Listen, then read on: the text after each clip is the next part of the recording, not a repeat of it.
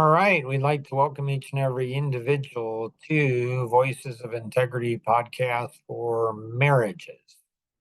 And let's go ahead and dive right in because we've got a number of really cool, exciting topics today. And let's start off with Melissa. What would you like to accomplish? How do you still have motivation when you're utterly exhausted? So, do you know what the benefit of not being motivated is? No. Okay, so all Mary, she had 3 kids, I think, and she said, um, you know, similar type of question. How do you get stuff done? How do you know, if you're exhausted, if you have no motivation? I said, do you know what the benefit of not being motivated is? And she said, no. So the benefit of not being motivated is that it gives you a chance to exercise your self-discipline muscles.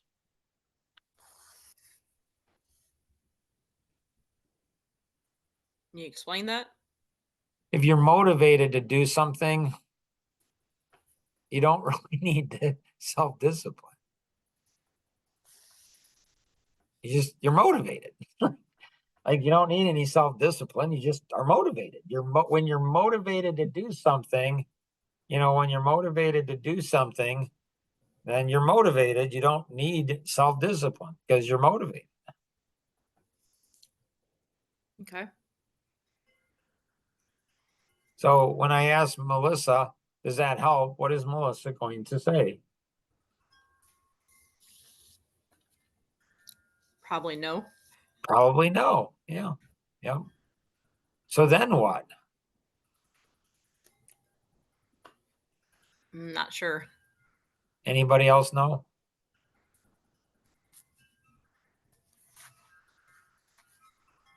So what you're looking at is how much of it's going to be in the mental world and how much is going to be in the physical. Michael Jordan, I think it was in game 5 or something, 4 or 5 of the playoffs. He was so sick. I mean, he could barely walk. I mean, he was just so sick. But when he hit that floor, everything kicked in. So was it physical? Yes, he's sick. But how did he perform so good when he was sick? There was something that inside of him that kicked in. So obviously you look at your sleep and say, okay, is my sleep? You control the things you can control and don't try to control the things you can't. Get frustrated about the things that you can actually change through harder work, caring more, increasing your expectation of yourself, systems, and others. What about eating? So you look at the things that you can control and you control those things. The things you can't control, don't try controlling them. Don't get upset or angry with them. Doesn't do any good. So again, Melissa, questions or thoughts on that?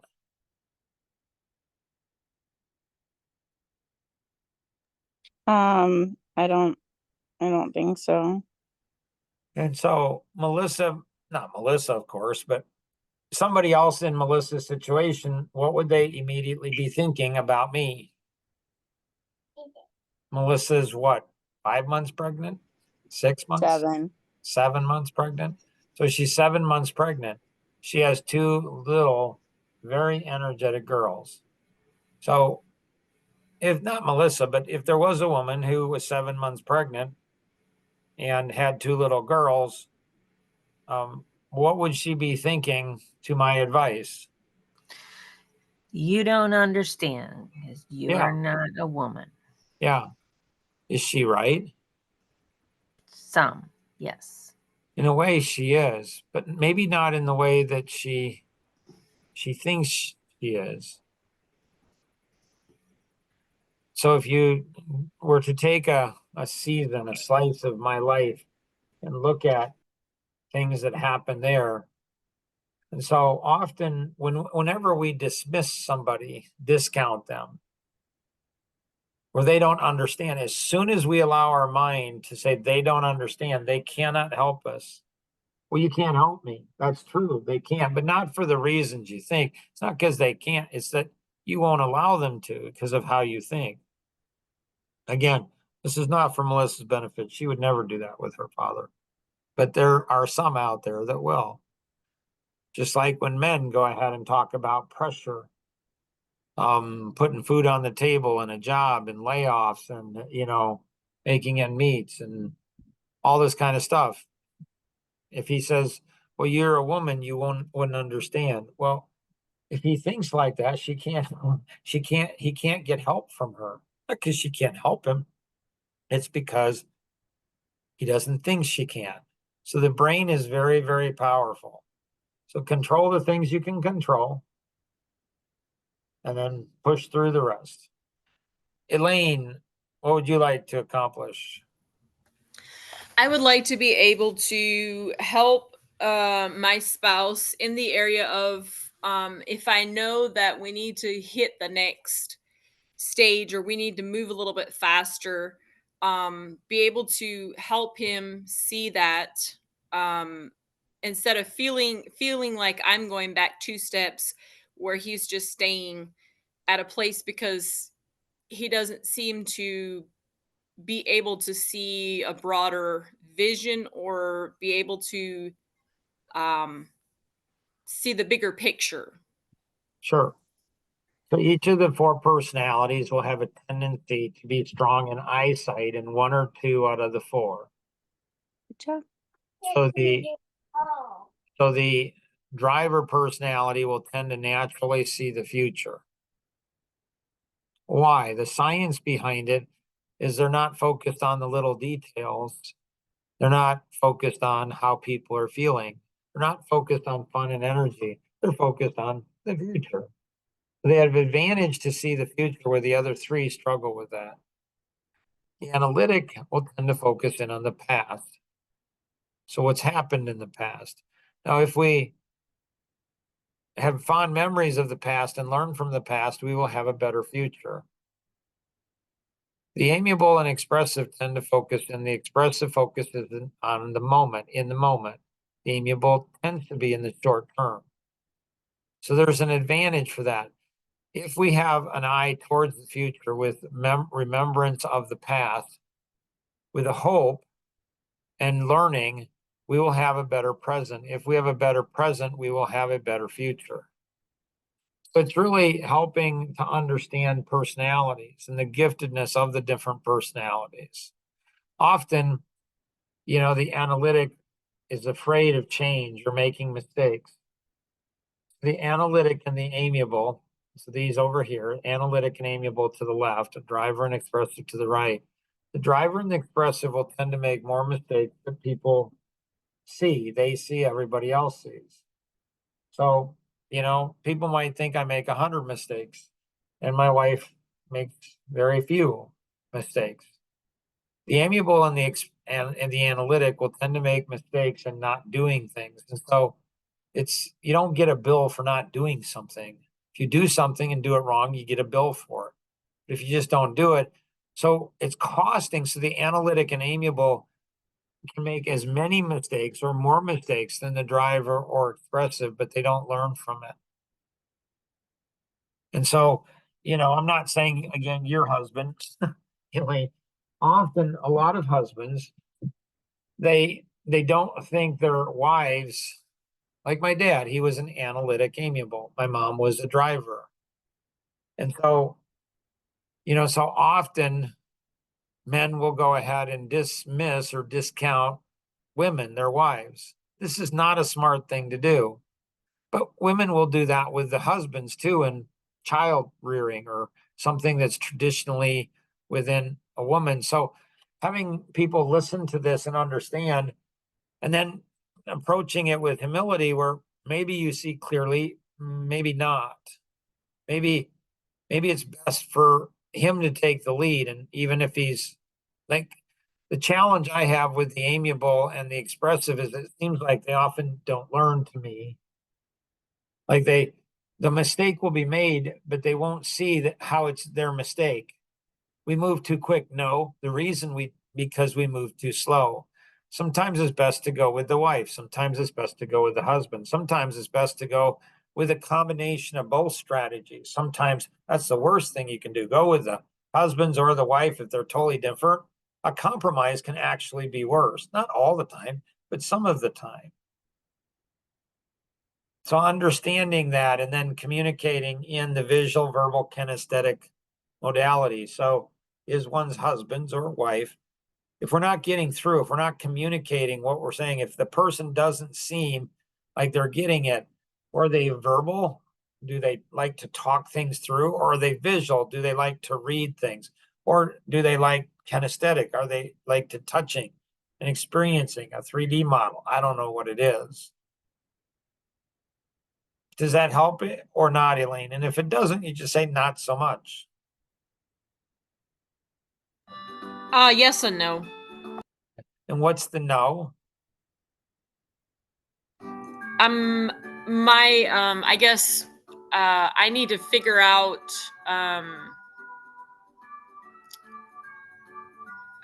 how to either back off or move forward. I guess I'm not sure. So the thing is it's what's real important is if we back off, that the person I think knows we're backing off, we're willingly backing off. You don't think, if you're the one backing off, you think this is going to hurt the husband, the wife, the kids, the family. I think if we don't do this, I think it's going to go ahead and hurt us. We have to communicate that to our husbands. And then say, and then I hope I'm wrong. Like I really do. I hope it works out better this way. And if it does work out better, not by doing it, you want to be the first one to raise your hand and say, man, I was wrong in this situation. Because then it makes the husband easier for him to say, I was wrong in this situation. So there are some situations that can kill a marriage or literally kill a child or kill a business or economic engine. There are some things that are life and death, literally, but most things are not. And so the key is not like what we want is people to learn. And so one of the things I love working with EVAs, executive virtual assistants and LPs or VAs, virtual assistants and LPs, they are trained from the very beginning. When there's a mistake, something wrong, everybody raises their hand. The wife, the husband, the kids, everybody's like, here was something that happened and this is how I could have done better. So everybody's taking personal ownership. Everybody's taking personal ownership.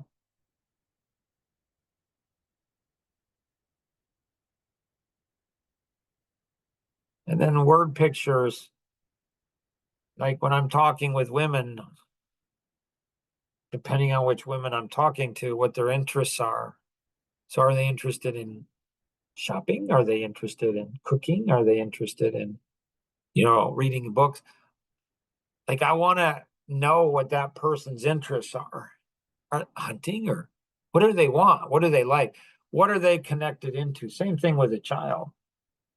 And then look into what they're interested in, what they're passionate about, and try to come up with a story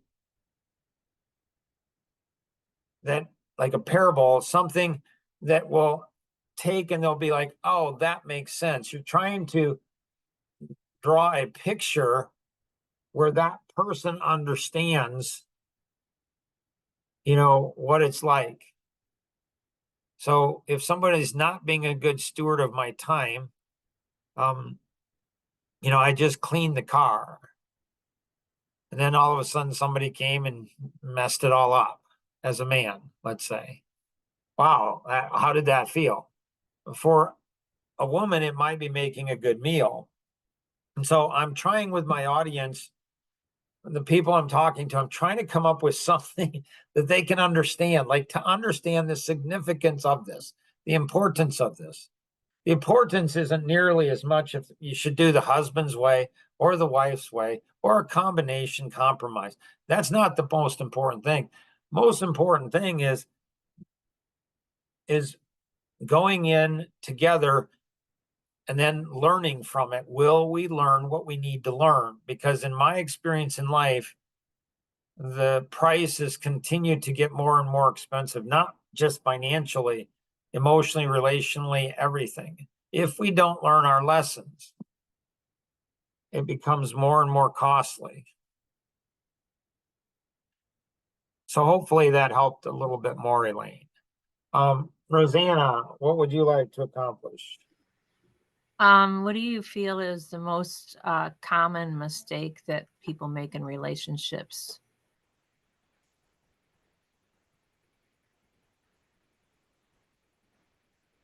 Not truly listening. And what does that mean? Often the person who says you're not listening is the person not listening. It's the weirdest thing. And I can't even, they can't even go ahead and say what words their spouse is saying. Like not even the words. Just because you can recite the words back verbatim doesn't mean you're listening, but at least you got the words, right? Like you understand what they've said verbally. So that's one level. It's a dimension. It's one level. Do you hear the words that they're saying? Now, the next level is going to be like, what do they mean based on the words? Elaine, very expert, very precisely said to somebody that was working with me, the words, the meaning of the words that Mark uses is very different than yours. Like when Mark says, let's say the word stupid, people have this connotation of what that means. I have a different meaning for stupid. And so often in a marriage, we're hearing things that aren't being said and aren't even hearing the things that are. And then, okay, so do we hear the words? Now, what's the meaning? Like, what are they meaning? And we jump to conclusions.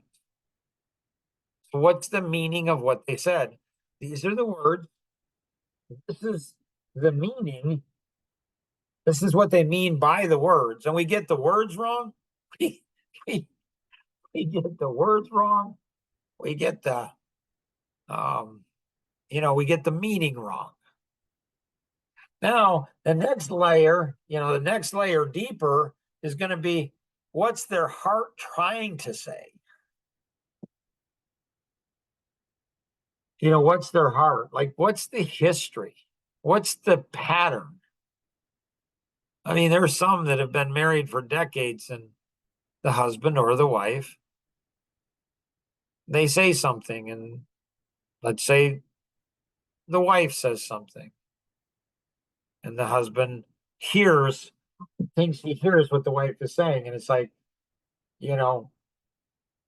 she's saying, I'm a terrible husband. Are you a terrible husband? Well, not in every area. Did she say every? No, she didn't. Did she even say you're a terrible husband? No, she didn't. Could she have said a terrible husband? Maybe she could have. Like we're not really, it's like we're self-centered, self-absorbed. We're not really listening for the truth. Like, what's the heart of the wife? What's the heart of the husband? What's been the past year, 10 years, 20 years, 30, 40 years? Like, what kind of a history? I mean, I've had one of my brothers said something once. I'm like, what? Like, did you mean this, Mark? Why would you even think? Have I ever said that, meant that ever in the 50 years you and I have known each other? No. What would lead you to believe that I'm saying that or meaning that now? It's just strange. Does that help, Rosanna, or not so much? Yeah, if I understand correctly, if someone says something in a marriage, if or any relationship, if they come back and say, "Hey, this is what should we say this is what I think you mean, or should we ask them what they mean first?" You. Okay. The key is the key, I think the key is to say, it seems to me that this might be what you're saying. So it seems Okay. to me that you're saying I am a terrible husband. And the wife might say, that's exactly what I'm saying. Okay. Like, where am I a terrible husband? Like it's like be curious, like be like a child, like be like where are you saying I'm a terrible husband?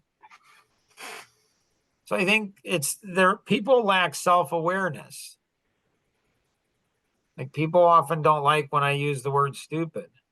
When I explain it's like we're all stupid. Like we all are. Like if you were stupid, would you want to know it or not know it? What is stupid? It's making the same mistakes over again. You mean the same exact mistake? No, not the same exact mistake. Talking big picture. So we're not as self-aware. We're so filled with ego that when our spouse says something we don't like,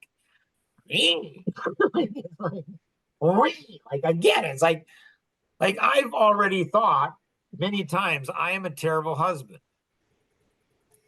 So if my wife were to say, Mark, you're a terrible husband, I'd kind of chuckle and say, yep, I can see that. Where are you thinking I'm terrible? And if she says the area I've thought, I'm like, I thought about that, working on it, but I'm open to suggestions. Well, that whole response kind of defeats the whole purpose of being a terrible husband. Like, kind of. Like, what's a terrible husband going to say if you're terrible? Like, I'm not a terrible husband, get all defensive and angry. That kind of proves the point. You are a terrible husband. You can't even, can you laugh at yourself? Can you go ahead? Are you so frail that your wife can't say something to you, or your husband can't say something to you, or your kids or your parents? Like, Mark, you're self-centered, narcissistic, you're an egomaniac. You're one of the nice things about being a driver and being direct with people is people are really direct back. They really are. So it's like everybody starts criticizing you. It all becomes your fault. Like everything's your fault, which is kind of cool because you're used to it all. Like, yep, that's your fault. Interesting. Like I've wondered about that. Like, why do you think it's my fault? You just become curious, like curious questions, like in the flawless thinking model. Like a curious question. Like that's what you do. And then realize we're not that smart. We're not that loving. We're not that giving. We really aren't. Like we really aren't. So being self-aware, we're not going to get angry if somebody tells us something that we've already seriously considered about ourselves. That would be stupid. We're not going to be stupid.